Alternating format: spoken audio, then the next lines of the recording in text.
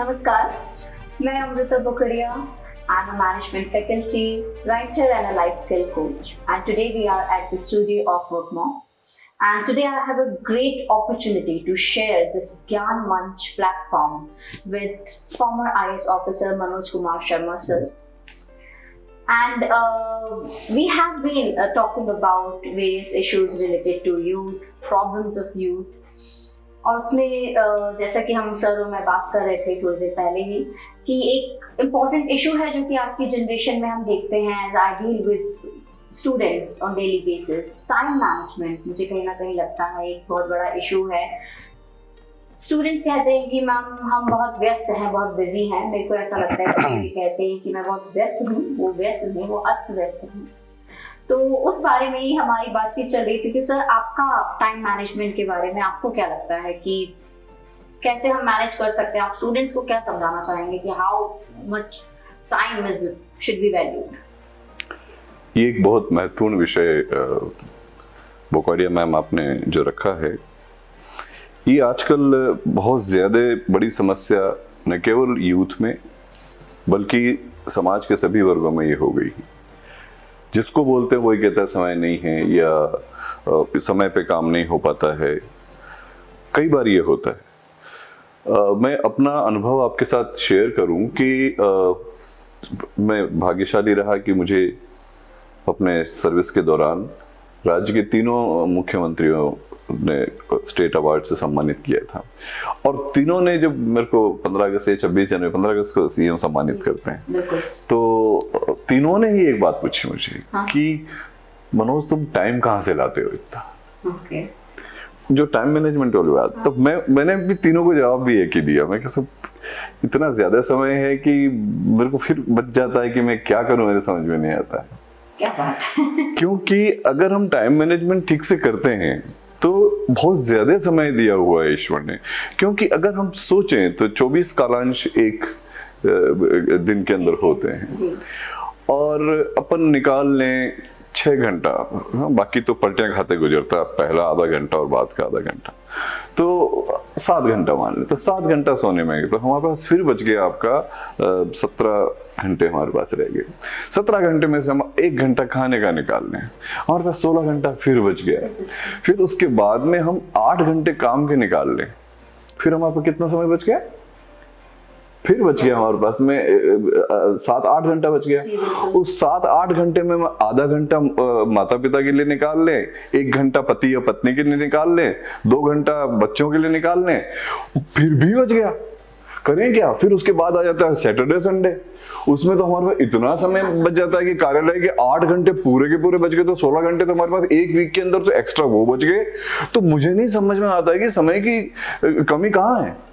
और इतना अधिक समय होता है, हमारी सारी हॉबीज खत्म होने के बावजूद हमारे चाहे हमारे बिजनेस कमिटमेंट्स होते हैं, हम क्या करते हैं? प्रमाद में अपना समय व्यर्थ कर देते हैं, ये सोचने में कि ये करें कि नहीं करें, क्या कंफ्यूजन वाली जो स्टेट होती है उसके कारण हम लोग अपना समय नष्ट करते चले जाते हैं। उस नष्ट करने की प्रवृत्ति से बच जाओ। समय ही समय है, समय की तो कमी है ही नहीं। आपने सही कहा। मुझे ऐसा लगता है सोचने में हम ज्यादा टाइम स्पेंड कर देते हैं कि मुझे ये करना है, कैसे करना है, क्यों करना है। We should be more focused towards action, taking action. And एक और चीज जो मुझे यूथ की लगती है कि थोड़ा सा सोशल मीडिया से जो हम इतना इम्पैक्टेड हैं कि घंटों रील्स, इंस्टाग्राम, फेसबुक, उस पे कहीं ना कहीं हमें कंट्रोल करना होगा। और वही चीज मुझे ऐसा लगता है कहीं ना कहीं स्टूडेंट्स के गोल अचीवमेंट में भी इशू बनकर आ रही है। जैसे कि बहुत सिंपल से एग्जांपल है सर, स्टूडेंट्स अभी ये जो जनरेशन जी की अगर मैं बात करूँ, जनरेशन अल्फा की बात करूँ, बहुत स्मार्ट है। They are like very smart, multitasking है और बहुत बड़े सपने हैं, ओवर एम्बिशियस हैं। गलत नहीं है एम्बिशियस होना, ओवर एम्बिशियस होना, लेकिन उस चीज तक पहुंचने के लिए जो छोटे छोटे स्टेप्स लेने चाहिए ना, वो नहीं हम लेते हैं, हम उनको सीरियसली नहीं लेते हैं। सिंपल एग्जांपल है, आई ऑलवेज बिलीव कि मेरा थोड़ा कम्युनिकेशन मेरा सब्जेक्ट रहता है कि कम्युनिकेशन बहुत अच्छा होना चाहिए, तो मैं प्रेजेंटेशंस में बिलीव करती हूँ। स्टूडेंट्स को मैं केस स्टडीज करवाती हूँ, प्रेजेंटेशंस के लिए मैं उनको बुलवाती हूँ, they don't take it seriously. Like उनको लगता है क्या है, छोटी सी प्रेजेंटेशन ही तो है क्लास की, they don't prepare, they don't come, या फिर तो आएंगे ही नहीं, और अगर आएंगे तो वेल प्रिपेयर्ड नहीं आएंगे। मुझे ऐसा लगता है वो छोटी सी प्रेजेंटेशन भी हमें कहीं ना कहीं कुछ सिखा सकती है, पर वो इस चीज को सीरियसली नहीं लेते हैं। और वहीं पे मेरा एक मानना ये है कि चूंकि आप पढ़ा रही हैं, अध्यापन कर रही हैं, और आप बाध्य नहीं कर सकते स्टूडेंट्स को अपनी बात को थोपने के लिए। बिल्कुल। हम सरकार में तो बाध्य कर सकते हैं, क्योंकि हमारे पास दंडात्मक शक्तियां होती हैं। तो ऐसे में आप उस यूथ को या उसको जिसको आप कैटर कर रहे हो, उसको समझाने के लिए आप जिस समय की बात करी, उनको लाइन में लाने के लिए, उनको समय पे काम करने के लिए आप कैसे प्रेरित करती हैं? सर वही है कि जहां तक प्रेरित करने की बात है, I share my experiences, I share काफी अच्छी अच्छी पर्सनैलिटीज हैं जिनके बारे में हम उन्हें बताते हैं। इसके अलावा प्रैक्टिकल नॉलेज, जैसे कि आजकल बच्चे थ्योरी में, बुक्स में, इन सब में कम इंटरेस्ट लेते हैं, तो I always believe in activities, time management activities में उनके साथ करवाती हूँ, leadership activities, team building activities. तो उसमें कहीं ना कहीं उन्हें आइडिया लगता है कि हाँ, इन चीजों को हम प्रैक्टिकल अपनी लाइफ में कैसे ला सकते हैं। और मुझे ऐसा लगता है कि आजकल सारे जितने भी टीचर्स हैं, स्पेशली कॉलेज में जितने भी फैकल्टीज हैं, उनको इस चीज को समझना चाहिए कि स्टूडेंट्स अब थ्योरी और बुक में इतने इंटरेस्टेड नहीं है, कहीं ना कहीं प्रैक्टिकल उनको नॉलेज चाहिए। आई टेक देम आउट, हम गार्डन्स में बाहर कई एक्टिविटीज करते हैं।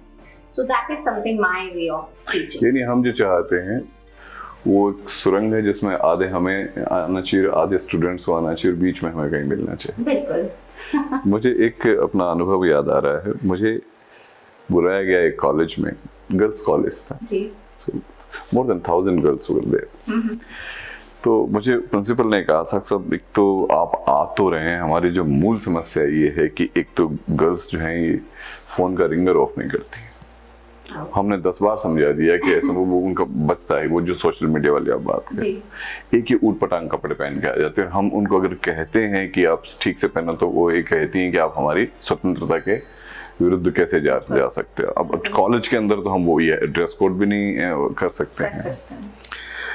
तो मेरे पास ऐसी विचित्र समस्या हो गई, इस तरह की चीज़ों का अनुभव रहा नहीं। अब वहाँ तो दंडात्मक व्यवस्था भी नहीं हो सकती थी, तो वहाँ मैंने मतलब प्रत्युत्पन्न मति से ये सोचा कि क्या किया जाए।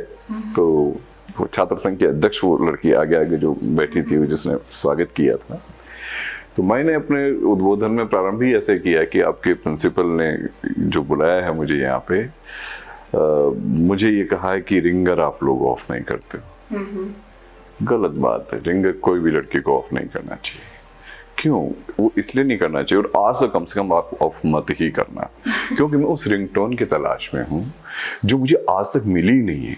वो उसको अगर किसी लड़की का अगर बज गई, तो वो मैं उसको डाउनलोड करूंगा अपने अंदर, और वो रिंगटोन मैं इसके अंदर करके, और मेरे को मिल नहीं रही है वो रिंगटोन जो मैं चाह रहा हूँ। लड़कियां बहुत गौर बुद्धिमान होती है, उन्होंने जो ही सोचा इसका मतलब हमारे ऊपर कटाक्ष मीठे में कर दिया है। उन्होंने सबने अपना अपना फोन बंद कर दिए, उन्हें एक भी उसमें आवाज नहीं आई। फिर उसके बाद जब ड्रेस की बात आई, मैं एक और आपकी ये कह रही थी कि ये जो है हमारे ऐसी ड्रेस पहन के आ जाती हैं, और फटे, क्या वो घुटने फटे की जो जीन्स है वो पहन के आ जाती हैं, ऐसा कह रही थी। अच्छा, अब प्रिंसिपल साहब ये सोच रही है ये क्या तमाशा हो रहा है। तब फिर मैंने कहा कोई भी मुझे जो ये बताया गया, कोई भी लड़की, मतलब मैं जो सोच रहा हूँ, क्योंकि मेरा काम, आपका तो काम है कि मैनेजमेंट की शिक्षा देना, बट मेरा जो काम रहा है वो हम तो ह्यूमन मैनेजमेंट का ही काम सदैव रहा है। आपका तो व्यावसायिक जो प्रबंधन का काम है। तब फिर मैंने उनसे ये कहा, मैं कि कोई भी लड़की नहीं, ऐसा नहीं होगा कि वो अपने मर्जी से पहनेगी जो पहनेगी, क्योंकि घुटने फटी वाली जो जीन्स होती है वो दुगनी महंगी आती है सादा जीन्स से। दुगनी महंगी चीजें क्यों नहीं पहनेगी लड़कियां? बट लाफिंग स्टॉक थोड़ी बनना है, हमें सेंटर ऑफ अट्रैक्शन रहना है।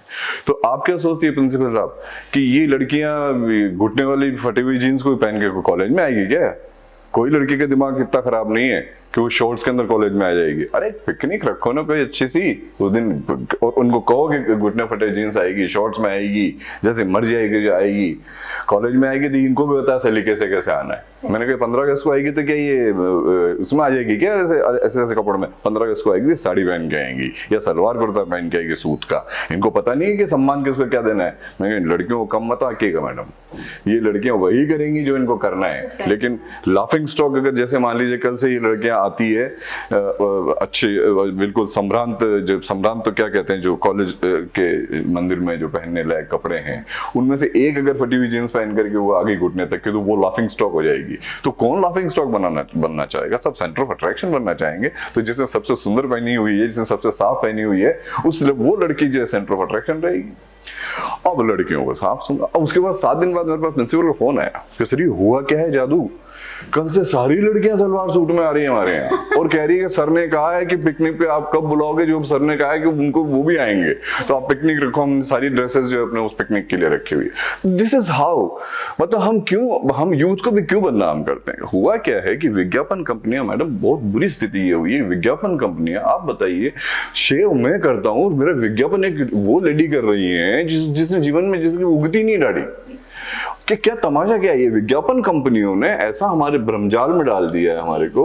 और ऐसे ऐसे तो वो क्या होता है कि अच्छा फिर क्या ब्रांड, ये ब्रांड पहनो, वो ब्रांड पहनो, 500 रुपए की चीज 5000 रुपए की आएगी। बच्चा उसके कारण क्या सोचेगा कि मेरे को शूज जो ऑनलाइन मंगा रहा हूँ 20,000 रुपए के शूज मेरे आने चाहिए, एडिडास के, ये पता नहीं जो भी कंपनी हो, मैं किसी कंपनी के बारे में क्या करके ये ऐसा नहीं कहना चाहता हूँ, लेकिन उसको क्या ब्रांडिंग का हो गया। ब्रांडिंग होती है अर्ली मनी। अब वरना कहां से आएगा साहब? एक बच्चा 1 लाख रुपया महीने की चीजें ऑनलाइन ऑर्डर करता है, अपने माता पिता को एटीएम समझता है। माता पिता अगर थोड़ा सा डांट देते हैं ये क्या तमाशा हो रहा है, तो फिर वो गलत लाइन में जाएगा। अर्ली मनी उसको चाहिए, वो गलत धंधों में जाएगा, वो फिर आईटी फ्रॉड में जाएगा। ये किया किसने सारा? ये इसने किया है, सारी सोच ने किया है। तो हमें इस सोच को बदलनी पड़ेगी। और ये सोच जो है ये हमने प्राचीन ग्रंथों का अध्ययन बंद कर दिया। प्राचीन ग्रंथों का अध्ययन, मेरा तो यही है कि अगर प्राचीन ग्रंथों का अध्ययन भी इन बच्चों के अंदर आ जाए तो ये सारा काम ओके हो जाएगा। जी बिल्कुल सर। आप कहीं भी देखो, जैसे चाणक्य में, ये चाणक्य नीति अगर अपन पढ़ते हैं, चाणक्य ने कहा है ना, बीता हुआ समय 100 करोड़ स्वर्ण मुद्राएं खर्च करने पर भी नहीं आता। किस बच्चे ने पढ़ा है इस चीज को? अगर वो पढ़ लेते तो समय का महत्व पता लग जाता ना 1 मिनट में। साफ कहा है उसमें चाणक्य एक जगह कहते हैं कि कतई जरूरी नहीं कि सारी बातें सब ग्रंथों में सही, हर धर्म के ग्रंथों में सारी बातें सही हो, लेकिन हमें उन बातों को निकालना है ना जो हमारे काम की है।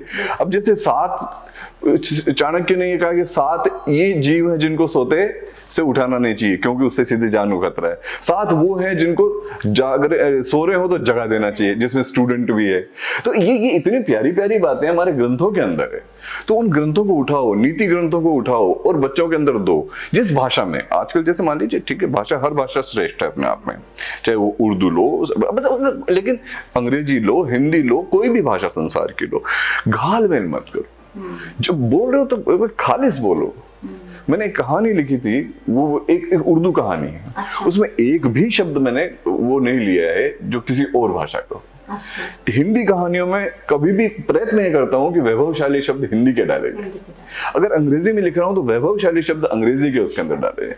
हम लोग क्या घालमेल कर दिया, तो कहीं के नहीं रहे हम लोग, तो हमको कहीं के तो रहना पड़ेगा। आप इस बारे में और कुछ बताएं। बिल्कुल, आपने बिल्कुल सही कहा। कहीं ना कहीं मुझे ऐसा लगता है कि जो अपब्रिंगिंग है, पेरेंट्स के हाथ में ये कमान होनी चाहिए कि बचपन से ही हम खुद इतनी वेस्टर्नाइजेशन, पाश्चात्यकरण में फंस गए हैं कि हम खुद ब्रांड्स की बातें करते हैं, तो बचपन से बच्चों के दिमाग में वो सब आ ही जाता है। तो बड़े होकर उन्हें वही सब दिखता है कि यही इम्पोर्टेंट है। तो जैसा कि सर ने कहा कि बचपन से हमें अपने बच्चों को ग्रंथ हो गए, हमारे जो पुराने वेद हो गए, जो हमारी संस्कृति है, सभ्यता है, उससे कहीं ना कहीं रूट से हमें उनको जोड़े रखना होगा, क्योंकि this is the right time कि हर कंट्री को अपने कल्चर से जुड़ना होगा। ये सबसे ज्यादा इम्पोर्टेंट टाइम है। मैं सोचता हूँ कि अगर यूथ तक ये बात पहुंच जाती है तो ये हमारा जो संघर्ष नहीं है, ये प्रोसेस है, ये सक्सेसफुल रहेगा। और ख़ासतौर से मैडम का बहुत बहुत आभार है कि आपने इतनी अच्छी बातें कही।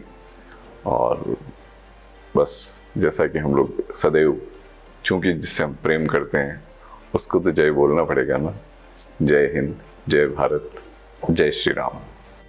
Thank you so much sir for your time. It was a great privilege. आपसे बात करके बहुत ही पॉजिटिव वाइब्स आई है, बहुत कुछ सीखने को मिला है और यही हमारे सभी स्टूडेंट्स के लिए, यूथ के लिए, सबके लिए यही मैसेज है कि be happy, be safe, enjoy your life and definitely जय श्री राम, जय हिंद, जय भारत.